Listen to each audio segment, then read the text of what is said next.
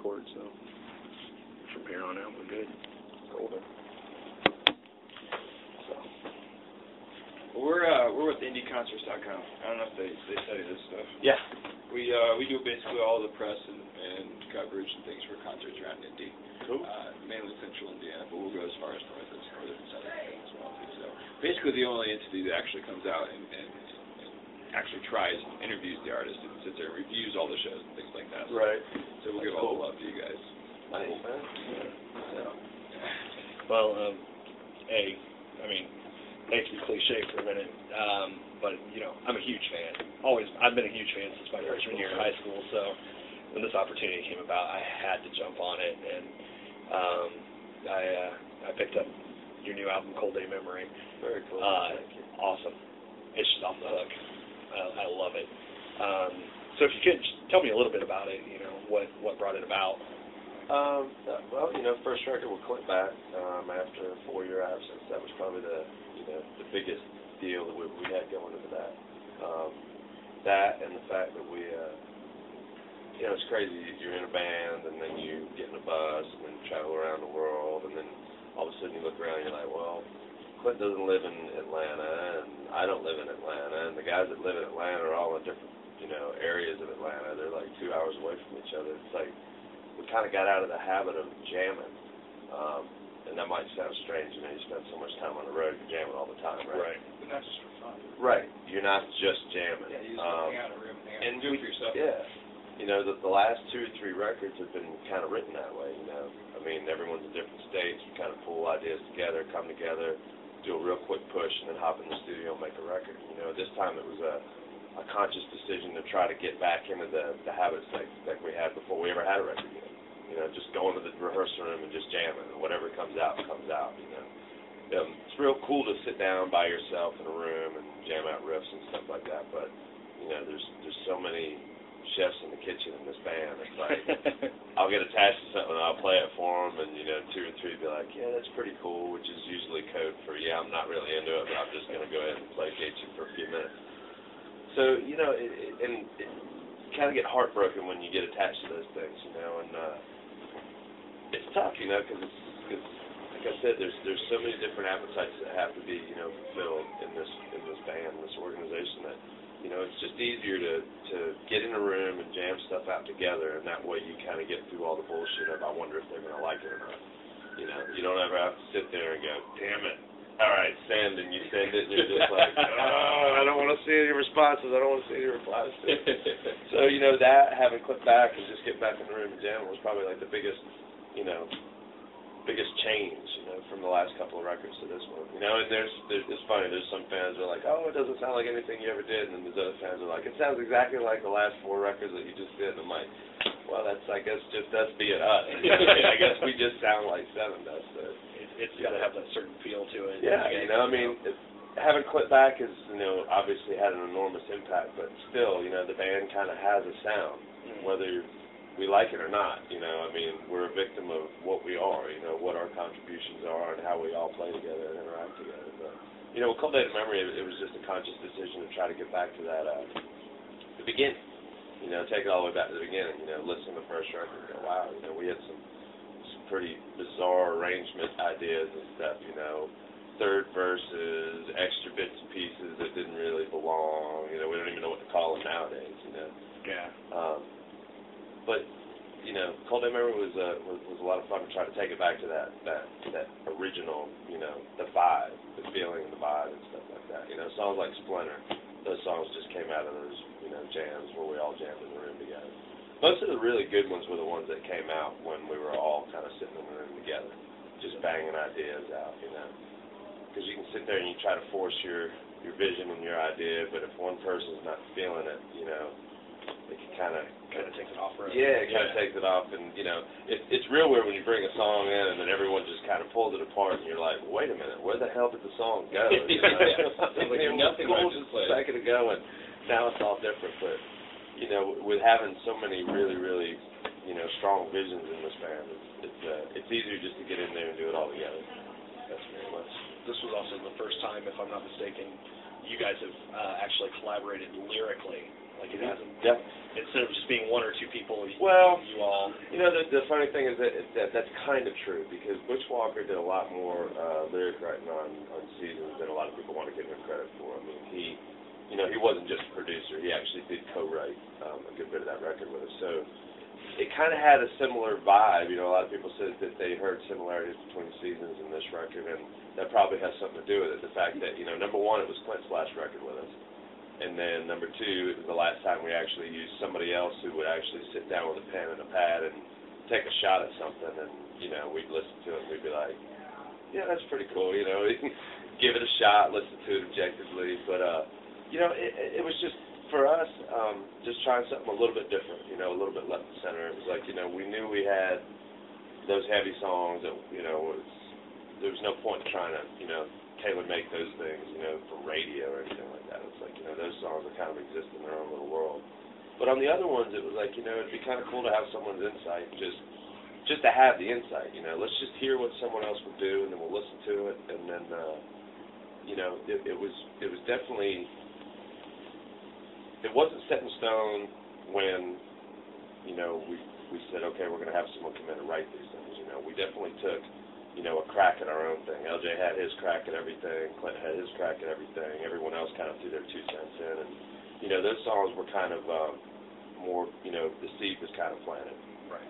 And then we kind of took it and kind of ran with it, you know, because you just never know. I mean, honestly, just because someone's supposed to be good at being a songwriter, you know, you kind of have to get it in there and apply the voice to it and kind of put the 7 Dust twist on it and make sure that it still sounds like 7 Dust. You know, because some of the demo versions of the stuff that you get, you listen to it and you're like, wow, I don't know if that's us. You know, let's take it all the way through. Let's put LJ's voice in there and see what happens. You know, and at the end of the day, it works great. You know. Yeah. But you have to actually apply everything to it. You know. But it seems like there would be a lot of pressure with that too. Like, you know. Sort of. You know, I mean, saying that you're the songwriter. Yeah. I mean, it's collaborating together. It's tough to open up to people who aren't within the band. Right. You know, it's real easy to listen to, you know, Morgan's opinion on something or LJ's opinion on something, but when you're dealing with someone who has no relation, sometimes it's cool because it's like, you know, it's definitely a lot more objective that way in interview. Oh, for sure. That's the way that person kind of views, you know, what happens within this band, and it's always cool to have that outside insight, you know. Even with the producer, using Johnny Cable was kind of the same deal, you know. It was like, I mean, shit, it had been 4 or 5 years since we had an actual producer. I mean, Sean Grove is a real producer, but, you know, we went in there, it was mostly us, you know, basically having final decisions on anything. You know, Sean would kind of keep us, you know, within the lanes. I mean, he wouldn't let us veer too far off the road, but, you know, this time around, it was cool because it was like, you know, you bring in a songwriter, you bring in a producer, that guy's got a name, this producer's got a name, let's see what this mixture, you know, brings up. Because it's all just, you know, what people are going to bring to the table, you know, what their little contribution ends up being, you know. And I mean, from a producer standpoint, I mean, I think Johnny probably had it the toughest because he was usually the final decision, you know. Not really. I mean, it really depends on who it is and what time and whether someone fell on their face. You know? Well, we can't really do this joke anymore because, right. Well, yeah, it's not going to be quite so funny anymore. What can you tell us, you know, fans can expect from, you know, tonight's show? Or I mean, it's going to be,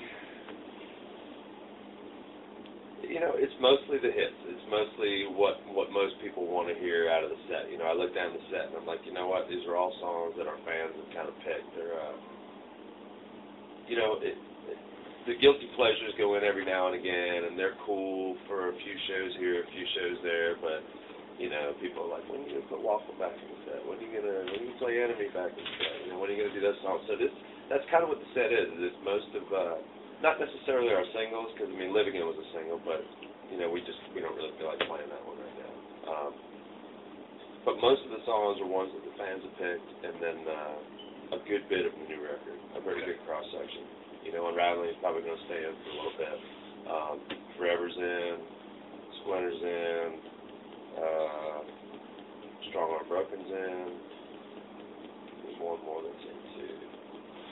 But it's it's just all of our favorites. It's a nice it's a nice cross section of the new record, and it's a cool cross section of all of the old stuff too, without a lot of our little guilty. All right, well, we're gonna play this song for a while. We do Hero, and people are like, yeah, Hero's cool, but you just play Pieces. What's up with that? So Pieces is back in. So it's most of the songs that the fans. When we look on our fan, on our MySpace and Facebook, and they tell us what our the favorite songs are. There's always gonna be the one dude who wants to hear Wired, and the one dude who wants to hear Home or something like that. But for the most part, we're playing what most of the folks really want to hear. I'm really interested in seeing how a lot of the new songs translate live. I think we kind of don't have the our set list has been kind of moving around. Usually the first week or so into the tour, we move some things around as we add the newer songs. Sometimes they're further on down the way. Sometimes we move them up in the middle. So as far as the actual running order of the set list, I think we're probably about 95% of the way there, but there's still a couple of switches that are probably going to happen, because we've only done a couple of the new songs, and like the last time we played it in the spot that it's in is the first time we've ever done it there. Okay. So we're all kind of still going, well, I'm not real sure if I like the way, it's always good how it goes into this, but maybe coming out of that isn't so good. Certain spots during the set, there's the Angel Sun, kind of break it down moment in the set, and, kind of design the set around how it flows and stuff like that. So, plus everyone's got a different take on it. Morgan can have a shitty night and hate how the set list went, and everyone else is like, what are you kidding me? The was great, man. The crowd loved it, So we try to ask our crew, what? How was that? Let's watch the video back and see how it flows. Do you generally feed off the crowd's reaction too? Yeah, but you got to be real careful about the new songs because it's a familiarity thing. It's like, oh man, we do this one new song. They're like, well, they weren't singing it like they were singing Black. I'm like, well, they've had 12 years to practice that song, and about 3 months to practice this one. So it's hard for us not to go, man, it wasn't just absolutely insane. So it's out of here, Yeah. It's like, what? The crew's looking at us going, it was great, man. I'm like, yeah, but they weren't singing it right, So it's good.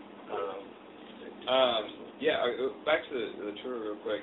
Well, like you said, it's only been a week or so, but what's been your favorite venue so far, and what's been a venue you're looking forward to playing? The favorite so far on this tour was probably the first one, only because, for a number of reasons. It was LJ's birthday.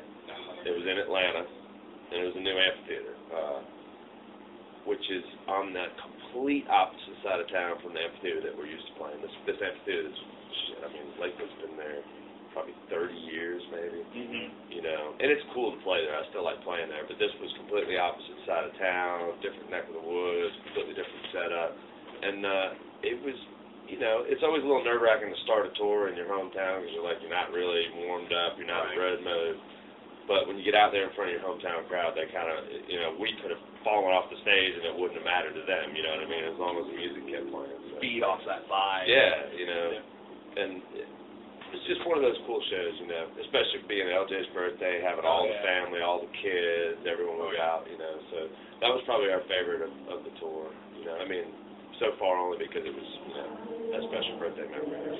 That's always fun. Yeah.